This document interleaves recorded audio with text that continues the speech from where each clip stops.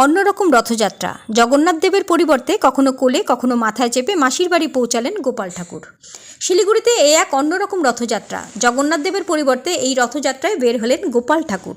7ই জুলাই জগন্নাথ দেব, বলরাম, সুভদ্রার বিগ্রহ নিয়ে সর্বত্র রথযাত্রা সম্পন্ন হয়েছে। সেই দিন জগন্নাথ দেব মাসির বাড়ির উদ্দেশ্যে যাত্রা করে, কিন্তু শিলিগুড়ি ভক্তিনগর শ্রদ্ধা ওয়েলফেয়ার সোসাইটির বিশিষ্ট সমাজসেবী পূজা মুক্তার তার ঘরের গোপাল ঠাকুরকে নিয়ে বের করলেন রথযাত্রা। গত 7ই জুলাই পূজা দেবী সেই রথযাত্রা বের করেন। ইস্কন রথের সঙ্গে সঙ্গে রথযাত্রা করে সেবক রোড হয়ে আবার আশ্রম নগরে ফিরে আসে।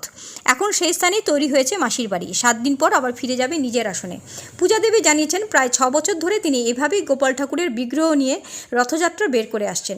এখন মাসির বাড়িতে তারা প্রতিদিন গোপাল ঠাকুরকে ভোগ নিবেদন করছেন। আসলে যিনি জগন্নাথ দেব তিনিই গোপাল ঠাকুর, তিনিই শ্রীকৃষ্ণ। পূজা দেবী তাদের সেই রথ শোভাযাত্রার সময় হরে কৃষ্ণ মহামন্ত্রের কীর্তন দলকেও আমন্ত্রণ জানিয়ে নিয়ে আসেন। গোটা শোভাযাত্রা